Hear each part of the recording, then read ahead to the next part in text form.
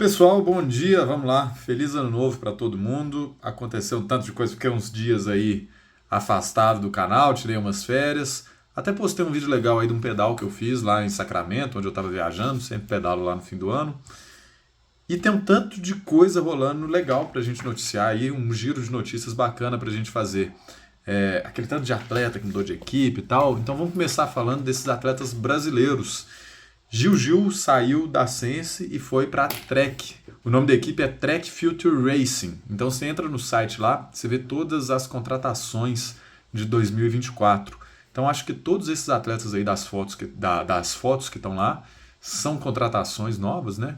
Não sei como é que é, se essa equipe já existia antigamente, se era esse nome mesmo, mas estão aí todas as fotos dos atletas. Eu particularmente não conheço nenhum, exceto essa menina aqui. Eu acho que essa menina teve no Brasil. Não foi ela. Parece que esse nome aqui eu não lembro de ver, não. Tava confundindo com aquela atleta da Santa Cruz. Achei que talvez fosse ela. Mas você clica em atleta por atleta aqui, você vê os nomes. Tem aqui a ficha inteira da Gil, né? Gil é de 2003. Brasil, ela estuda agronomia. A corrida que ela mais gosta é 9 mesto. Tá aí os melhores resultados, né? Os dois resultados que ela considerou como mais importante para colocar aqui. Foi aquele top 5 que ela teve em Petrópolis. Essa é uma equipe da Europa, tá? Não é norte-americana. Igual eu vi uma galera aí falando, achou que fosse norte-americana, é uma equipe europeia. Sucesso para Gil, foi uma grande atleta na Sense, né? Ela escreveu toda a sua trajetória até aqui na Sense. Então é muito bacana ver ela indo para uma equipe europeia agora, correr com uma bicicleta diferente. Espero que isso seja interessantíssimo para a Gil e para a gente aqui do Brasil também. Nós vamos vibrar demais com ela representando o nosso país nessa equipe. Outros atletas que trocaram de equipe foi o Nicolas Machado, o famoso Ben 10, saiu da Audax, foi para a Sense. Acho que é uma contratação bacana pra caramba. O Nicolas é um atleta, assim, ele tem alguns resultados pontuais muito bons, ele é campeão brasileiro, ele tem grandes resultados, mas acho que a principal parte do Nicolas é ele ser um atleta que conversa demais com as marcas, conversa demais com eventos. Ele tem um evento dele lá em patrocínio, esqueci o nome da corrida. Circuito. É isso, Circuito Nicolas Machado, é esse mesmo nome. Parece que vai ter uma etapa de maratona, mas o nome é Circuito Nicolas Machado XCO, então parece que 2024 vão ter algumas novidades aí, então quem tiver interesse em conhecer esse evento do Ben 10, Circuito Nicolas Machado, bacana pra caramba. Então agora correndo pela Sense. E aí a gente tinha falado do Cocuzzi. Cocuzzi saiu da Sense, então foram dois atletas que saíram da equipe Sense Factory Racing esse ano, Gil e o Cocuzzi. O Cocuzzi ainda não anunciou uma nova equipe, a Gil demorou bastante, fez um mistério e tal, gravou uns vídeos bacana lá com o videomaker dela, que é o Alan. O Cocuzzi, ele postou uma foto pedalando de Scott, que era o patrocinador antigo dele. Mais antigo, antes da Sense, ele estava com um lojista Specialized, né? E antes disso, eu me perdi um pouco quais foram as marcas que o Cocuzzi teve.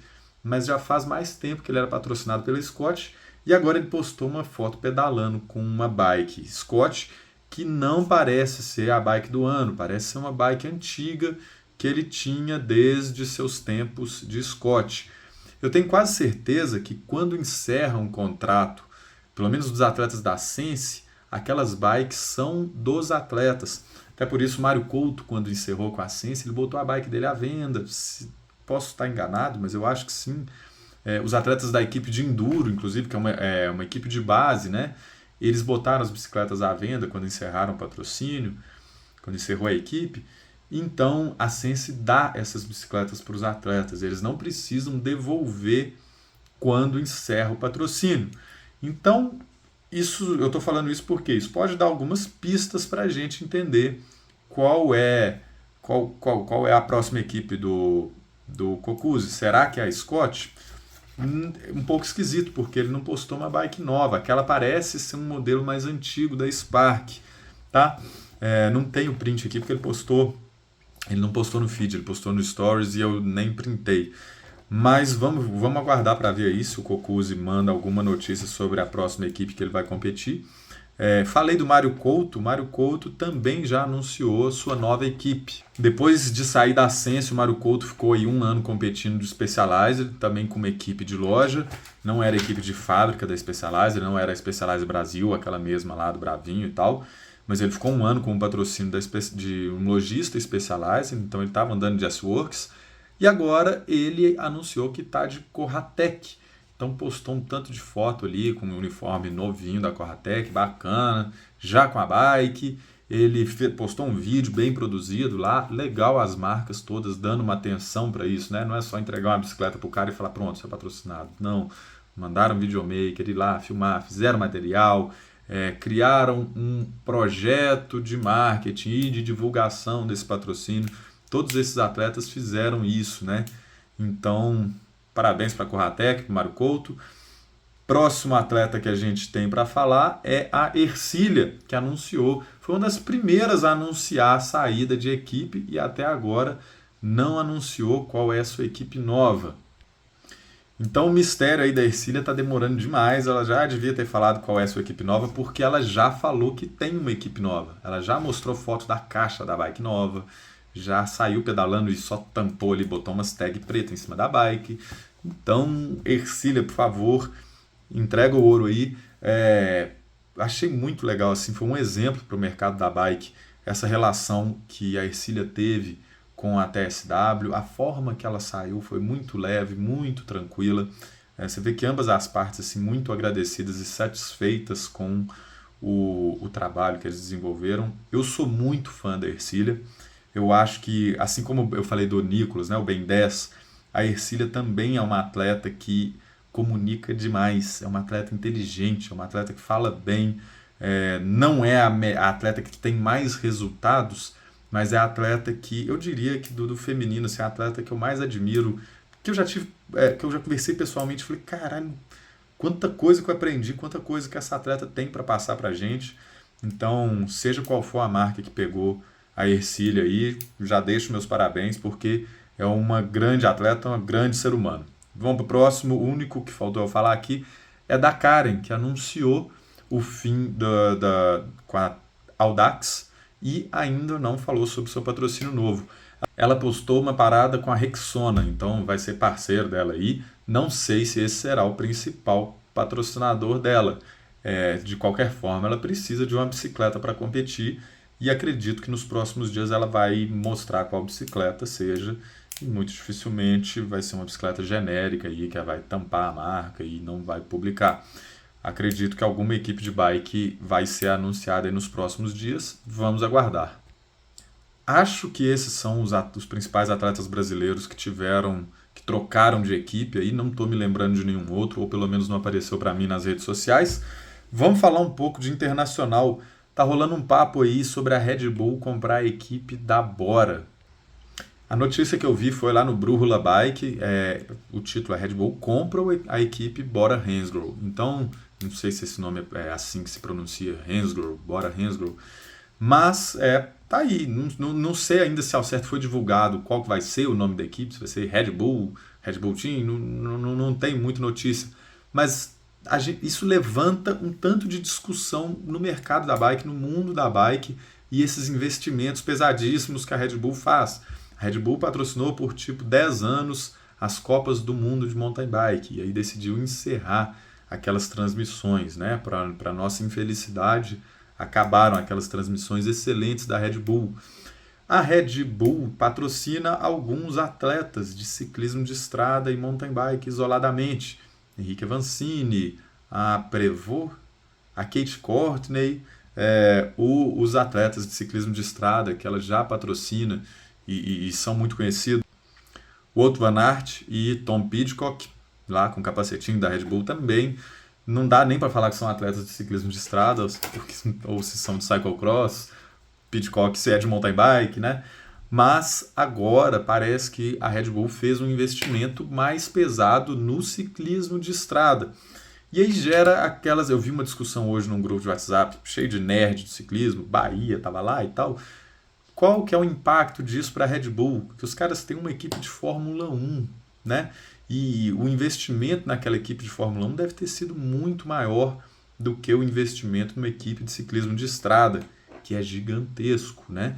Já é muito grande investir numa equipe de ciclismo de estrada. Você vê uma Bora Hansgrohe, uma Alpecin Fenix, todas a Ineos, isso tudo são nomes de marcas que tem muito dinheiro para botar lá.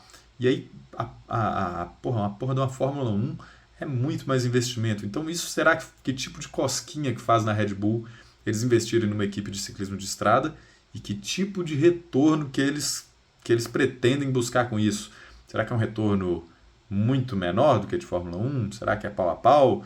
Vamos ver até quanto tempo dura essa amizade, né? Quantos entre Red Bull e ciclismo de estrada e quais vão ser os frutos que a gente consegue colher com isso, porque o que a gente teve de benefício com a Red Bull nas transmissões da Copa do Mundo UCI foram gigantescos. Então que venha por aí uma parceria também gigantesca que a gente consiga usufruir muito bem disso.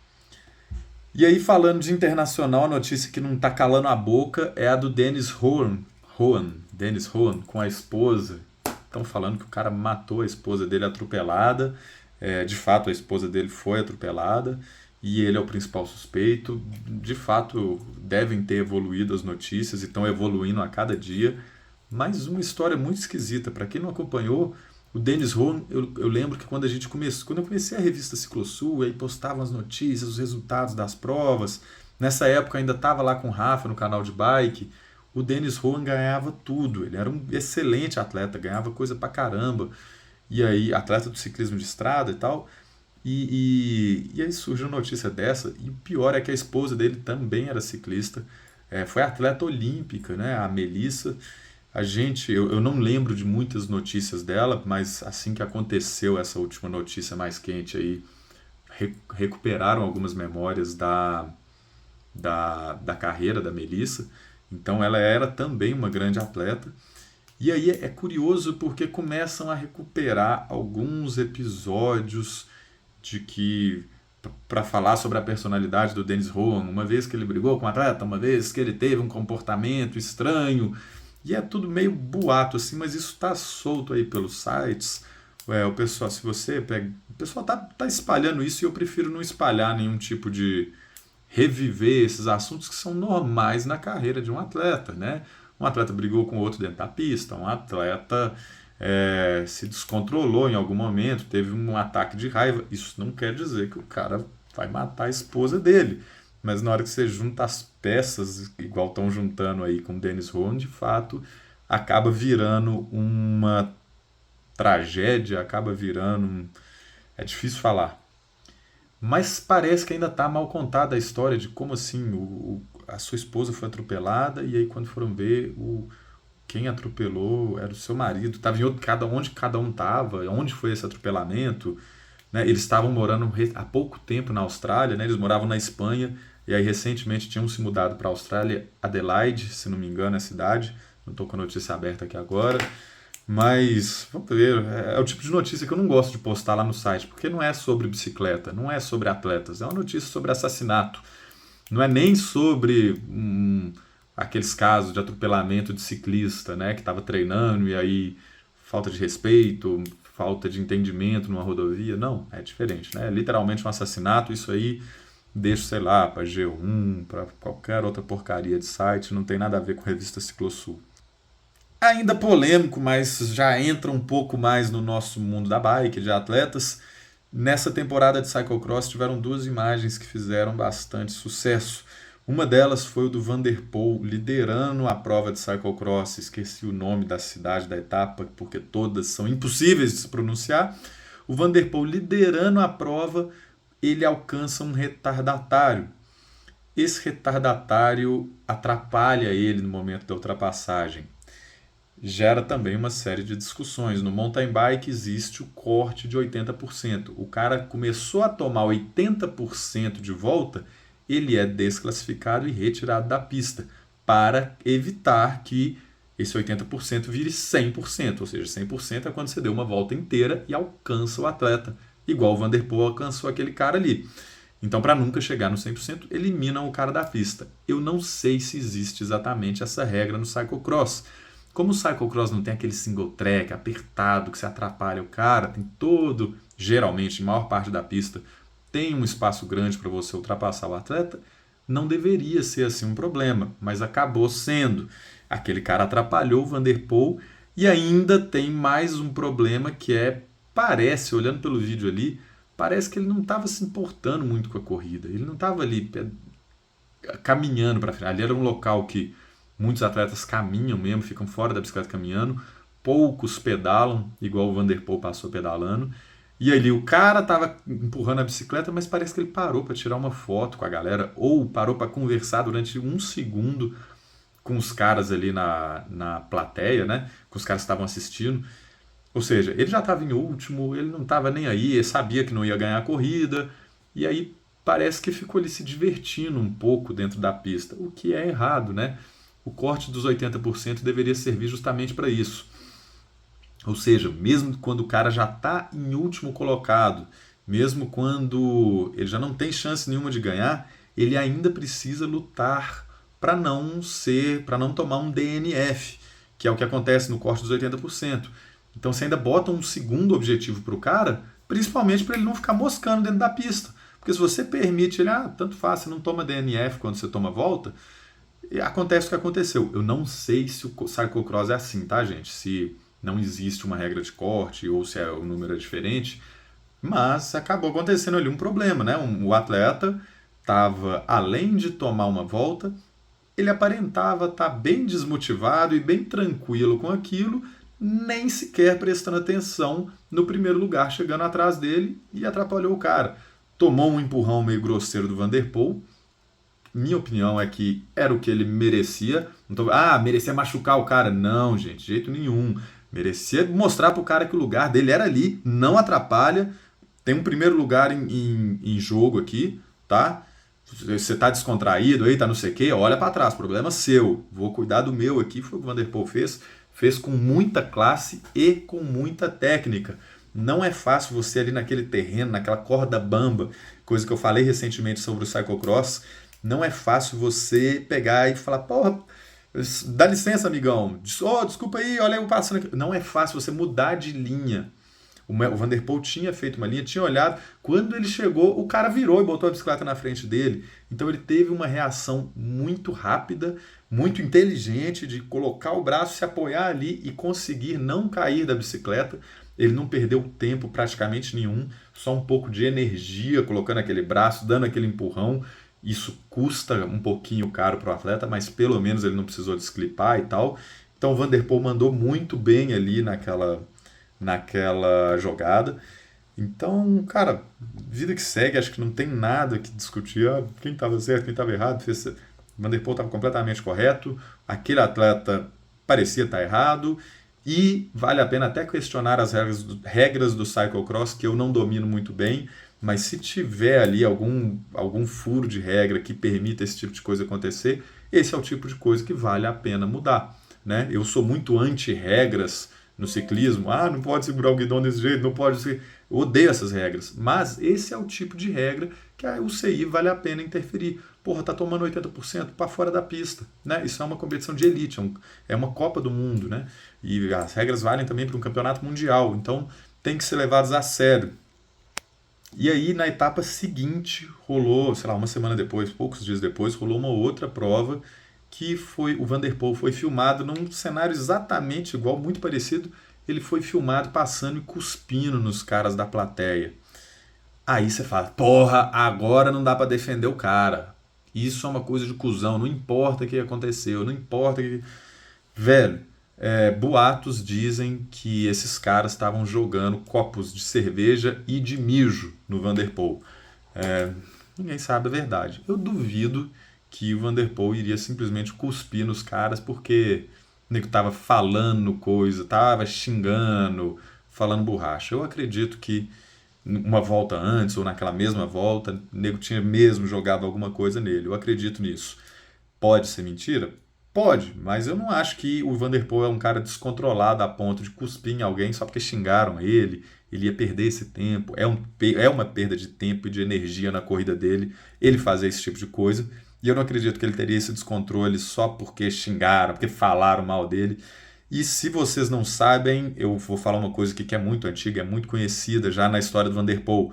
O pessoal lá na Europa odeia ele. O pessoal odeia o Van der Poel mais ou menos igual o brasileiro às vezes odeia o Neymar, né? Um tanto de gente fica falando mal do Neymar, porque ele é estrelinha, Neymar cuzão. E isso é um tipo de pensamento que eu sou muito contra. Velho, qual que é o problema do cara? O cara que o Neymar fez de errado? O cara é um dos melhores jogadores do Brasil. O cara faz uma campanha excelente. Eu desconheço um pouco essas polêmicas do futebol. Ah, ele bateu na mulher. Não sei, velho. Não sei. Mas falando de esporte, acho que isso é só um exemplo idiota que eu dei. Acho que isso nunca passou na carreira dele. É, mas é só mais um exemplo que mostra que quando você é o melhor do mundo, aparece um tanto de cuzão pra te odiar. E é mais ou menos por que os caras odeiam o Van der Poel. Ele tem meio que uma dupla cidadania. Era para ser holandês, mas é belga. Era para ser belga, mas é holandês. Então, tanto o pessoal da Holanda quanto da Bélgica, que é onde o cyclocross bomba, parece que os caras não gostam dele. O Bahia mesmo já gravou um vídeo lá. Ele foi assistir uma etapa dessas de cyclocross. E aí ele gritou pro público: quem aí gosta do Van der Poel? Os caras tudo, não, xingaram o Van der Poel. Do you like Van der Poel? E eu acho triste isso. Acho triste você ver o melhor do mundo, né? E tomar uma dessa. O pessoal não gosta dele por causa de quê? Né? O Neymar. Por que vocês não gostam do Neymar? Velho, vocês estão misturando política com o esporte, com o cara, com a técnica do cara lá, e aí vem um cuzão e joga cerveja no cara no meio do percurso, no meio da corrida, do trabalho dele. Sabe? Você pode não gostar do porteiro do seu prédio porque ele tem uma posição política diferente do seu, mas não por isso, quando ele está trabalhando lá na portaria, você vai jogar mijo no cara. Sabe, o Van der Poel, você pode ser contra a política dele, pode ser contra o que ele falou para a esposa dele, se ele ter atropelado a esposa dele, você vai jogar mijo no cara enquanto ele está competindo? Acho um pouco esquisito. Então, eu acho que virou uma bandeira, assim, teve um artista famoso que faz figuras dos principais atletas quando eles ganham as corridas, dos principais tombos, ele faz figuras daqueles atletas, e ele fez uma do Van der Poel metendo essa cusparada no público presente lá. E eu acho emblemático, eu acho que torna-se um momento emblemático que mostra a força daquele atleta, mostra o que o cara passa para ganhar uma Copa do Mundo, né? Até tomar copada de mijo, de cerveja e revidar com cuspe faz parte do perrengue dentro da pista dele. Então, isso deve ser foda, isso deve ser muito escroto assim na vida de atleta. A gente já conversou com o Henrique Avancini várias vezes, ele falando sobre os perrengues que ele passou com haters. Então, mesmo quando você ganha 2 campeonatos mundiais, aparece neguinho não só para falar que você está fazendo errado, aparece neguinho para falar mal da sua vida, falar mal de você como pessoa, sem nunca ter te visto pessoalmente. Então, acho que essa cusparada do Van der Poel, ela reflete um pouco disso, sabe?